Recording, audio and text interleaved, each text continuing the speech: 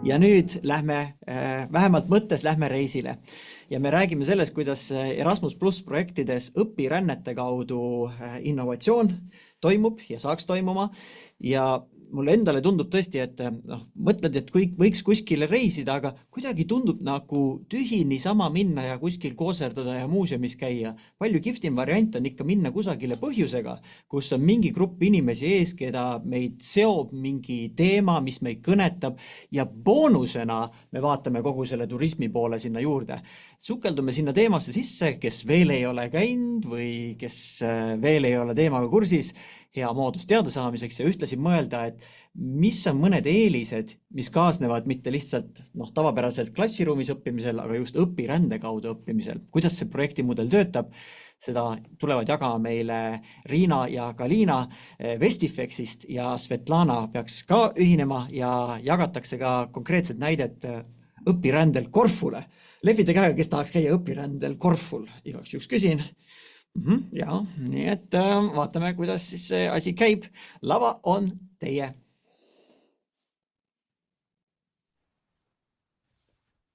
Tere!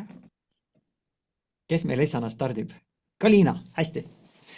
Me teeme tegelikult alguses väikese tutvustuse ja siis Galina hakkab rääkima ja siis me järgemööda võtame sõna. Nii et Galina teeb väikse enesetutvustuse ja siis lähme siit edasi. Ja tere kõigile, mu nimi on Galina, olen hariduselt kultuuriloolane ja täiskasvanute koolitaja. Esindan siin Vestifex koolitust, kus tegelen peamiselt projektide koordineerimise ja koolituste korraldamisega. Ja tänan räägin täiskasvanud õppijate õpperändest ja kuidas me seda korraldame ja miks me seda teeme. Ja mina olen Riina Kütt ja mina olen siin koos Svetlanaga, kes on meie õppija. Minu seos Vestifexiga on niisugune, et me oleme Vestifexiga pikaaegsed koostööpartnerid. Et ma otseselt Vestifexis ei tööta, aga koostöö on meil olnud pikk ja väga sisukas. Ja nii nagu juba nimetatud, siis lisaks Galina poolt antud üldisele mudelile, siis meie Svetlanaga toome konkreetse näite Korfu kohta.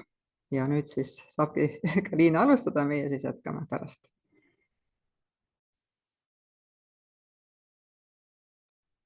Üks hetk.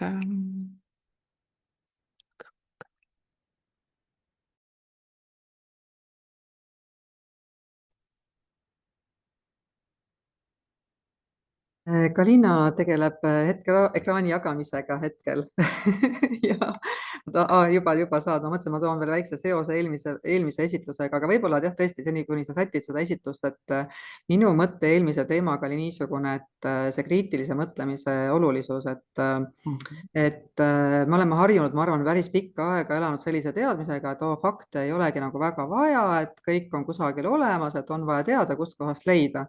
Aga nüüd, kui me räägime kriitilisest mõtlemisest kui väga olulisest oskusest ja selle arengust, siis tegelikult ju pöördub see kõik selles mõttes vastupidi, et sa ei saa olla kriitiline mõtleja, kui sa tegelikult ei ole kursis faktidega. Et selles mõttes, ma arvan, on see täitsa huvitav väljakutse meile kõigile, meile inimestena ja meile koolitajatena, meie õppijatele ka, et see oli selline väike seos eelmise töötoaga.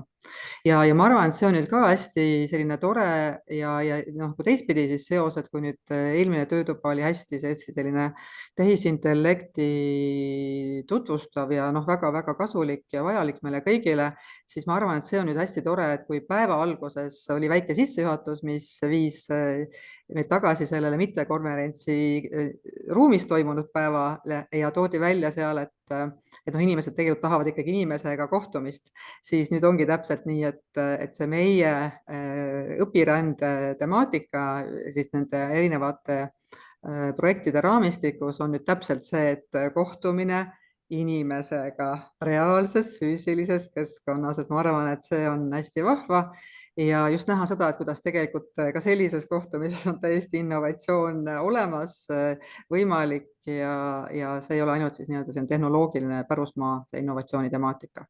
Nii, aga nüüd on Galina valmis, ma saan aru. Ja, aitäh, Riina.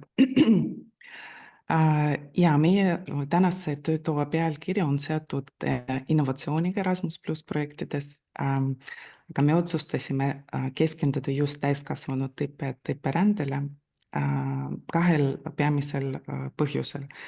Ühelt pool me näeme, et näeme, kuivõrd positiivselt need mõjuvad osalejatele ja teiselt pool me tunneme ka, et õpperännad annavad meile võimalust läheneda õppimisele loovalt ja uuenduslikult. Ja täiskasvanute õpperänded on meie töö oluline osa alates aastast 2021. Me alustasime alguses üksikprojektiga, aga juba järgmisel aastal lõime konsortsiumi 4 kohalike organisatsiooniga ja nüüd töötame koos. Ja nendel aastatel me korraldasime õpperändeid mitmetes riikidesse, näiteks Küprosele, Türgi, Korfu saarele, Sint Martini saarele ja praegu üks meie grupp viibib Sloveenias ja maikuus teine grupp sõidab Portugali. Ja kokku on siiani osalenud õpperännetel 55 täiskasvanut.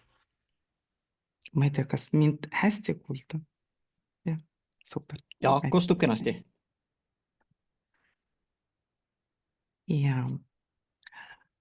Ja täiskasvanud õppijate õpiränne võimaldab täiskasvanutel osaleda õppetegevustest välismaal ja need õppetegevused võivad olla väga erinevad, formaalsed ja mitteformaalsed, klassiruumis ja õues,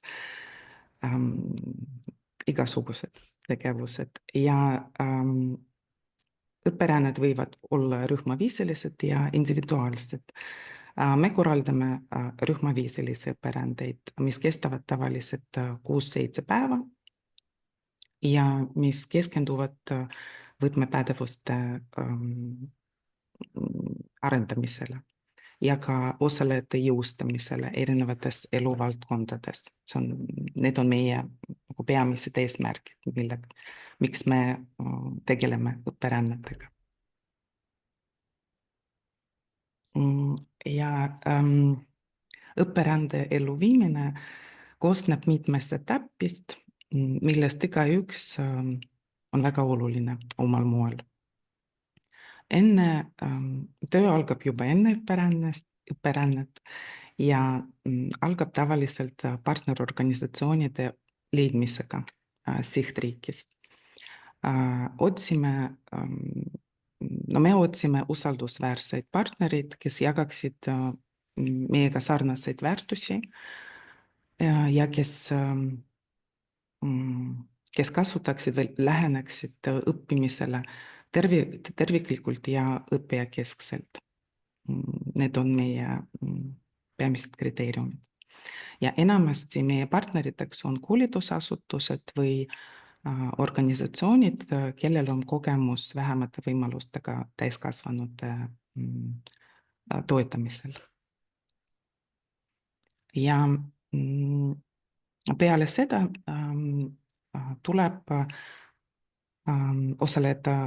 algab osalejate valik ja grupi moodustamine. Kui grupp on täis, siis me alustame ettevalmistusprotsessiga, mis hõlmab praktilist, sisulist ja kultuurilist ettevalmistust. Enne reisile minekut kindlasti korraldame ka kohtumisi, mõnikord kohapeal, mõnikord veebis.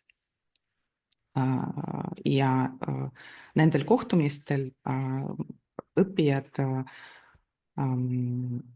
tuttavad üksteisega ja teevad erinevaid ettevalmistavaid ülesandeid ja sõnastavad ka isiklikke õpieesmärke. Paralleelselt me koostame õppeprogrammi, lähtudes õppijate vajadustest ja õppeesmärkidest ja samas võttes arvesse sihtriigi ja koostööpartneri võimalusi.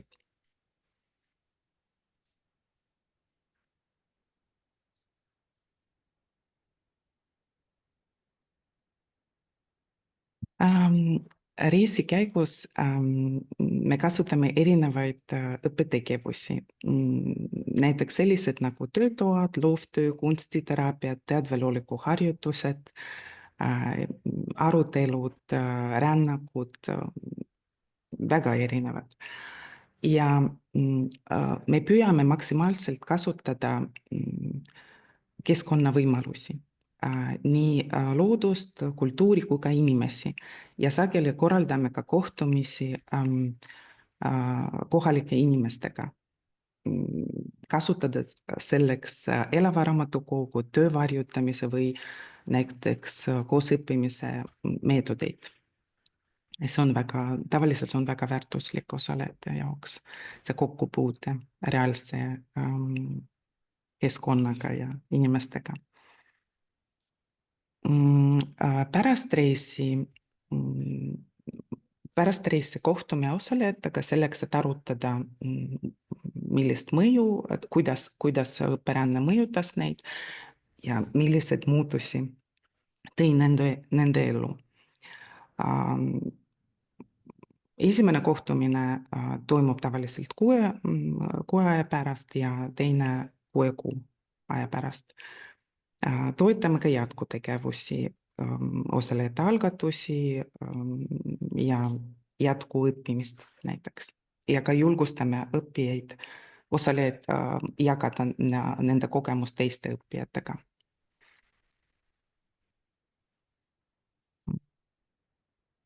Üks hetk.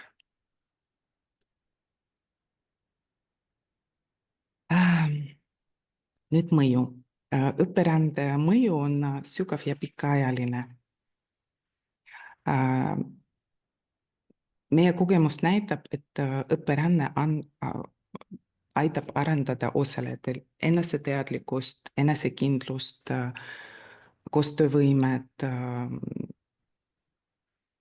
empaatiat, avatust kultuurilisele mitmekesisusele ja erinevustele ja palju muud. Osalejate sõnul õpiränne ei ole ainult teadmiste või oskuste omandamine, see on tee iseenda juurde, mis annab võimaluse nagu jõuda sügavama arusaamani iseendast. Ja paljude osalejate jaoks, eriti naiste jaoks, õpiränne annab võimaluse astuda välja argirutiinist ja võtta aega iseendale. Tekib selline ruum õppimiseks. Ja see toob juurde julgust ja soovi ennast rohkem arendada ja võib-olla teha muutusi elus. Uued sammud selleks, et midagi muuta elus.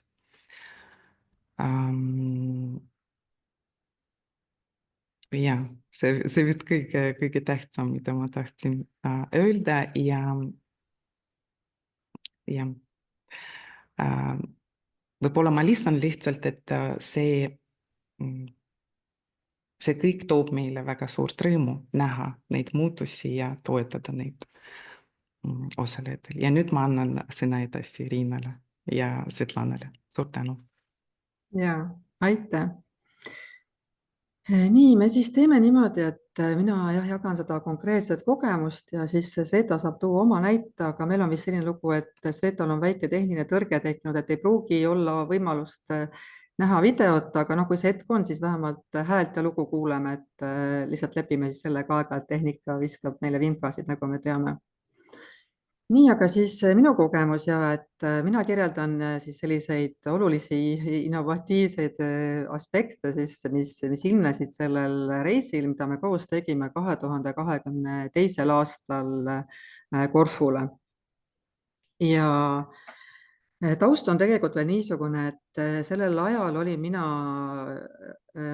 haige. Nii et minu töövõime oli väga tugevalt pärsitud, aga kuna projekti ajakava nägi ette, et see tuleb ära teha siis selle tõttu, et olukorda lahendada, olin koolitajatena kaasas, oli koolitajana lisaks siis minule kaasas ka Katrin Freiberg, et me siis jagasime koormust, et hakkama saada, aga minu osalus oli sellepärast tähtis, et Corful osales 8 inimest nendest õppegruppidest, kus mina olin olnud varasemalt koolitaja ja koolitused olid õppimisoskuste koolitused, et mina olin need inimesed juba nii-öelda teemasse sisse juhatanud varasemalt ja kuna grupp koosnes omavahel mittetundvatest inimestest, siis minu kohalolu oli kindlasti väga vajalik. Mis siis on veel oluline? Oluline on ka see, et siin alguses juba käis selline optimistlik hüüatus, et kes ei tahaks minna õpirändele ja juba tõusis kätte Meri ja ma arvan, et see ongi väga hea küsimus ja väga hea suhtumine. Aga nüüd nende õpirännete puhul ja ka selle konkreetse õpirände puhul on nüüd tähtis see, et nad on suunatud kindla fookusega ja nendel meie koolitustel ja kaasa arvatud sellel õpirändel ka siis me kaasasime inimesi, kes Eesti terminoloogia kohaselt siis liigituvad valdkonda vähem elukestvas õppes osalevad täiskasvanud. Kes teab, mida see juba tähendab, see teab, kes ei tea, saab vaadata, otsida selle kohta dokument, aga iseenesest on siis ongi olukord, kus kohas inimestel on erinevad põhjused, mispärast nemad ei ole veel nii palju õppinud võib-olla kui siin tänasel päeval osalevad inimesed meil siin, kes siin webinaril on või sellel mitte konverentsil. Et inimesed, kes on näiteks tõesti varasemalt oma hariduse omandanud ja jäänud pikemat aega nagu ühele ametikohale nagu pidama, aga samal ajal juba mingid põhjused on, mis pärast oleks vaja kuidagi edasi liikuda, aga samas puudub selline konkreetne tõuge, miks edasi liikuda. Nii et see on ikkagi selline transformatsiooni esile kutsuv tegevus ja transformatsioon on vajalik eelkõige siis toetuseks inimestele, kellel võib-olla selles tavaolukorras endal ei pruugi olla seda konkreetset tiivamüksu, mis tema lendu tõstab. No vot, et ehk siis taust on niisugune. Oi, keegi räägib koos minuga praegu. Väga tore oleks, kui saaks mikrofoni kinni. Nii, hästi. Aga mis siis juhtus, et niimoodi nagu te kuulsite Galina esituses, siis tegelikult Vestifexil on selline päris kena mudel välja töötatud juba praeguseks. Sellel ajal, kui meie käisime koos Corful, siis oli see nii-öelda algusjärgus, et olid mingid asjad, mis olid juba paigas, aga mingid asjad, mis ka veel selle protsessi käigus nii-öelda nagu isetekkeliselt võib-olla kuidagi sündisid ja mille kohta saabki ilmselt kõige paremini öelda innovatsioon. Ja ma tegelikult alustaksin praegu täitsa sellisest, ma arvan, meie kõigi jaoks väga olulisest teemast nagu sellest samast kultuurilisest aspektist, mida Galina tegelikult ka nimetas ja mis meie õppegrupi puhul tuli selles mõttes väga hästi esile.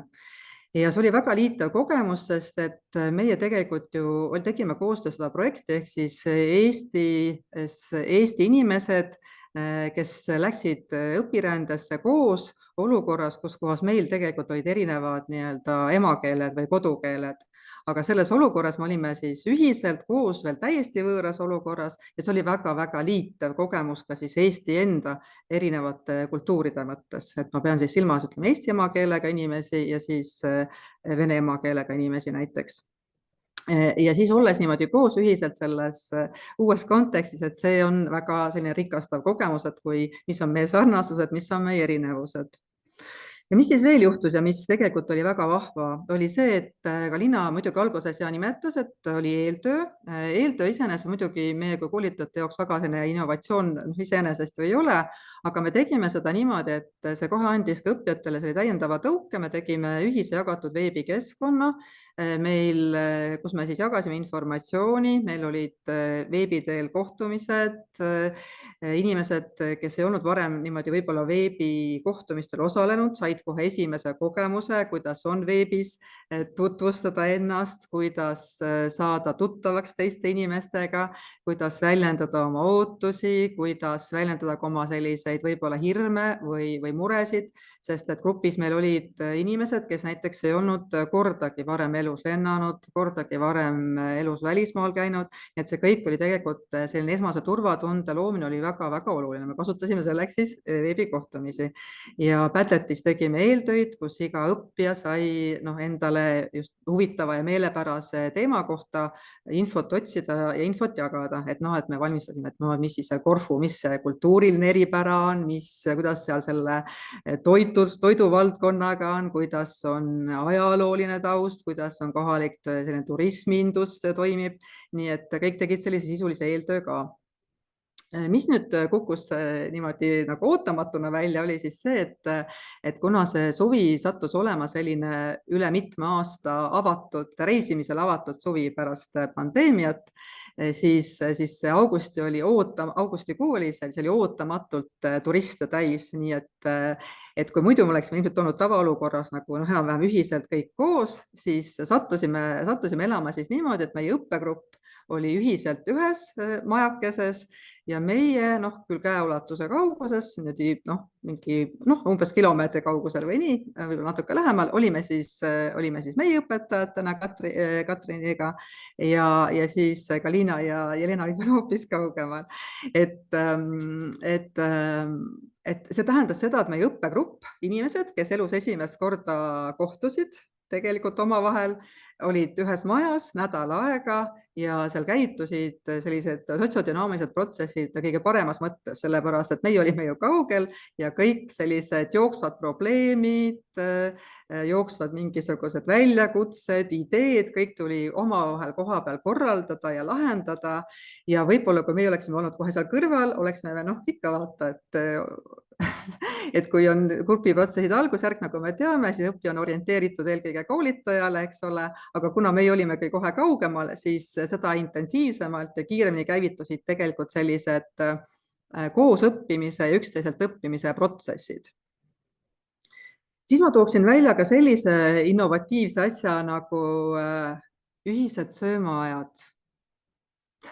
Hiljuti lugesin meditsiiniajakirjas seda, et Šveitsis kirjutatakse vaimse tervisega inimestele välja raviks muuseumikülastusi ja jalutuskäike looduses. Ja nagu me, ma arvan, oleme ka varasemalt kuulnud, siis tegelikult on väga tähtsad perekonnas näiteks, et ühised, ma ei tea, hommikused pannkoogid pühapäeval või õhtused söömaajad, kus kohas sa saad tunda seda ühist tunnet, sa saad rääkida läbi sellised olulised teemad. Nii et loomulikult, eks ole, nädal aega olime koos, süüa oli vaja, aga meil kuidagi keegi ei nosinud mingis omas nurgas või kuidagi eraldi, et meil olid alati sellised ühised ümarlaua söömised, mis olid tegelikult sellise õppimise ja kogetu reflekteerimise kohtadeks lihtsalt suurepärased. Nii, aga nüüd selle programmi ja sisu juurde, et tõesti, nii nagu Galina alguses nimetas ka, siis tegelikult sellel programmil oli ka selline kavandatud ikkagi selline teoreetiline sisu, mis ühes osas oligi ikka endiselt õppimisoskuste arendamine ja nende arengu toetamine ja teiselt poolt oli siis selline kohapealse ettevõtluse pealt õppimine. Nii et kõik need päevad meil koosnesid siis niimoodi, et oli teoreetilised kokkusaamised, kus me arutasime siis sellised teoreetilisest vaatenurgast teemasid ja reflekteerisime õpitut. Ja siis igal päeval olid ka siis need kohalikud, ütleme, et sellised nagu töövarju tegevused või vaatluspäevad, kus kohas jälgitigi siis tõesti, kuidas majutusasutused töötavad, kuidas toitlustus toimib koha peal, kuidas üldse turistidega käitutakse, milline on kohalik väiketootmine, käsitöö, kaubandus, see kõik oli ju kogu aeg vaatluse all ja seda me siis ka reflekteerisime, et mida me märkasime, mis on võrreldes Eestiga teistmoodi, mida tasuks ka Eestis nii-öelda kaasa võtta või üle tuua, et sellised mõtted. Ja nüüd puudutab seda teooria sisu, siis nii-öelda ma arvan, et see on ka selles mõttes innovatiivne, et me koolitajatena ju teame, et hea mõte on kasutada ikkagi selliseid üldisi protsesse, mis sind kannavad, ehk siis päeva esimesel poolel teha võib-olla selliseid raskemaid tegevusi ja päeva teisel poolel võib-olla rohkem mängulisemaid tegevusi. Siis meie olime seal Korful augustikuus, kus kohas oli ka selles mõttes lisaks tohutule turistivoole, oli seal ka sellepärast erakorraline olukord, et enamasti augustis Korfu ei ole nii palav koht, aga selle aasta augustis oli seal meeletu palavus, nii et me olime sellises rasketes klimaatilistes tingimustes, mis tähendas seda, et ei ole mõtet võidelda sellega, mille vastu su võitlus on juba eos nii-öelda kaotatud. Eks me kasutasime seda olukorda, et võtsimegi sellest olukorrast, mida saime, et varahommikutel, kui ei olnud veel nii palav, siis me tegime oma õpitubasid ja õhtusel ajal, kui jällegi ei olnud nii palav, me tegime ka neid ja päevasel ajal tegimegi siis neid teisi tegevusi. Et ehk siis ma arvan, et see just see kaasaminek selle keskkonna poolt selgelt sulle ette antud tingimustega, ma arvan, on väga selline ühelt poolt väga lihtne, aga teiselt poolt väga lihtsasti ka meelest ära minev asi. Ja sedasama poolt, et see kogu see tegevus oli nii selliselt süsteemselt läbimõeldud ja ikka struktuurselt korraldatud ja ikkagi hästi eesmärgipärane ja igas mõttes õppimisega toetatud, seda tõid välja ka meie õppijad siis nii kohapeal kui ka tagasisides, et see on mitte lihtsalt, et ränne, et lähme kohale ja pistame varbad vette ja küll on tore, eks ole, vaid et see oli ikkagi selline väga intensiivne õppimise kogemus. Ja nüüd ma annaksingi sõna Svetale, kes oli meiega kaasas, üks meie õppijatest ja kes saab rääkida siis oma tagasivaate sellele kogemusele ja kuidas see kogemus siis tema jaoks mõjus. Ole hea, Sveta. Tere kõigile. Minu nimi on Svetlana. Ma elan väikeses maakohas piiri ääres ja ma olen siis ehe näide tegelikult, kuidas see õpiränne võib mõjutada elu paremuse poole ja mingitest nendest tüdinenud asjadest välja saada. Et osalesin 22. aastal õpirändel, me käisime Korful. Et seal siis seal olles ja seal õppides tundsin, kuidas minu maailmavaade muutus, tuli rohkem julgust juurde ja sain aru, et ma pean sellest olukorrast, milles ma olin, ma pean sellest välja pääsema ja leidma uusi teid ja et õppida pole kunagi hilja. Töötasin tollel ajal tollideklarandina juba 16 aastat ja töö oli väga pingeliseks muutunud, see mõjutas mu tervist ja ma tundsin, et ma pean midagi muutma, aga kuna see on väikene maakoht, kus ma elan ja muud tööd eriti ei olnud, siis ma olingi nagu linnukene puuris. Ja peale seda õpirännet võib-olla paari kuu jooksul mul tekkis võimalus saada koondamine. Siis ma läksin õppima Võrumaa Haridus- ja Tehnoloogiakeskusesse ärikorralduse spetsialisti eriala. Nüüd õpin teisel kursusel, et lõpetamise aasta ja leidsin ka meelepärase töökoha poole kohaga tugiisikuna.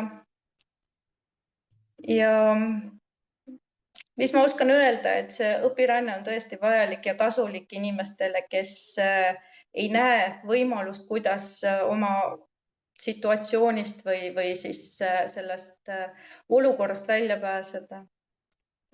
Aitäh kõigile! Ja, suurepärane, suur tänu, Sveta.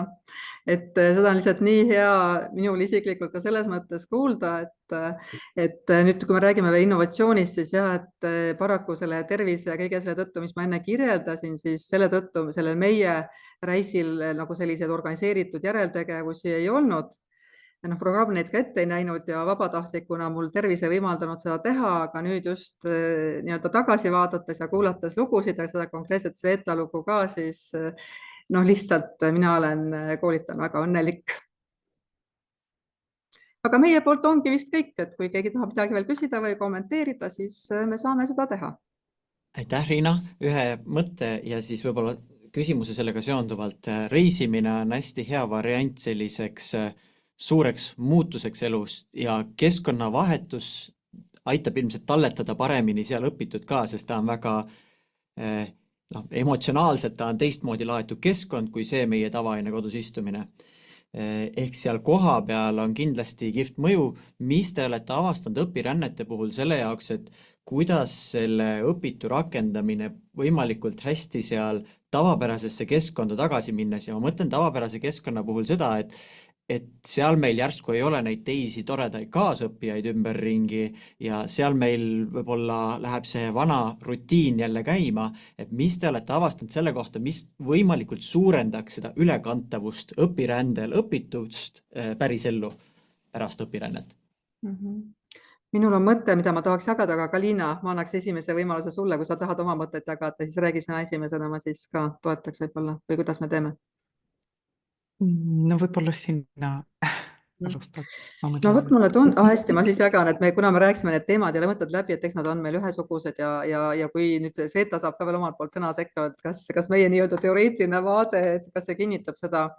Mulle tundub, et tegelikult on ikkagi väga tähtis, et see õpiränne ei oleks mitte lihtsalt niimoodi, et ongi lihtsalt see õpiränne, vaid tegelikult on väga tähtis, et sellele eelneb ikkagi juba pikemat sorti eeltöö ja sisuline eeltöö ja sellega järgneb midagi. Sest nagu me teame koolitajatena, siis lühiajaline koolitus, lihtsalt koolitus, et see ongi see, et see rakendamine tegelikus elus võib osutuda keeruliseks. Aga kuna jah, et see meie õpirännetele, see oli nüüd üks näide, aga need õpiränded oli selle projekti raames ju mitu, teile kõigile eelnes õppimisoskuste koolitus, mis kestis keskeltläbi 2 kuud inimeste jaoks. 2 kuu jooksul 8 korda saime kokku. Et ehk siis tegelikult inimesed olid juba sellise nagu päris sellise ikkagi nagu ütleme niimoodi, et kui me kujutame ette, et on vaja midagi nagu nii-öelda transformeerida, midagi muuta, et siis nii-öelda nagu selline esimene selline nagu mõrad olid nagu sisse ära löödud, eks ole, kuidagi, et mõrad selleks, et ära laguneks see vana ja siis nüüd, et ta päris nagu ära laguneks ja tekiks midagi uut, et selleks sobis õpiränne väga hästi. Et ehk siis see eeltöö ikkagi pikemaajalisem eeltöö ja ka see ütleme, see järeltöö tegelikult, et ehk siis ta hajuks ajas pikema perioodi peale ja samas, et sul oleks ikkagi ümber need inimesed, kellega sul tekib piisavalt niisugune usalduslik suhe, et sa tead, et see ei olnud jällegi mitte niimoodi, et üksinda, et ma korraks nüüd õppisin ja mul ei ole kuidagi sellist nagu tunnet või vastutust, sest kui inimesed õpirände ajal jagavad ka oma plaane, et tõesti, et mul on see olukord ja ma tahaksin hoopis midagi muud, siis seal kuidagi tekib nagu mingit laadi selline nagu isegi kui see pole võib-olla selline konkreetne igapäevasel suhtlusel põhinev mingisugune turva- või toetusvõrk, siis ta kuidagi niimoodi mentaalselt, vaimsel tasandil on ikkagi olemas, et sa oled midagi rääkinud teistele inimestele, nad teavad, me kõik kuidagi nagu toetame vaimselt üksteist, mulle tundub, et see on oluline. Nii et need eel- ja järeltegevused nagu pikendavad ja võimendavad selle mõju nõnda. Jah, Sveta, kas sa oled nõus sellega? Ja, ma olen täiesti nõus. No vot, siis on hästi. Ja arvestades meie tänast sihtgruppi, kui meil on täiskasvanute koolitajad siin, mis oleks mõni märksõna neile, kuidas nemad saaks Erasmus Plussi sellistest õpirännete programmidest mingil moel seda kogeda, kasu lõigata sellest, mis link neile võiks olla, kas nad saavad ka sellest kuidagi osa saada? Kalina? Ja organisatsioonid saavad taotleda rahastust sellele, et korraldada ja läbi viia. Aga täiskasvanute koolitajatele eraldi õpirändegruppe ei tehta või kas tehakse ka? Täiskasvanud koolitajad ka saavad minna õppima välismaale, kuid täiskasvanud koolitajad tavaliselt sõidavad individuaalselt, lähevad õppima kursustele või koolitustele välismaale, aga neid just täiskasvanud õppijate õpiränded on rühmaviisilised tavaliselt, aga koolitajad muidugi saavad minna. Nii et kui kellelgi tekkis täna isu, siis ta saab kenasti uudistada, avastada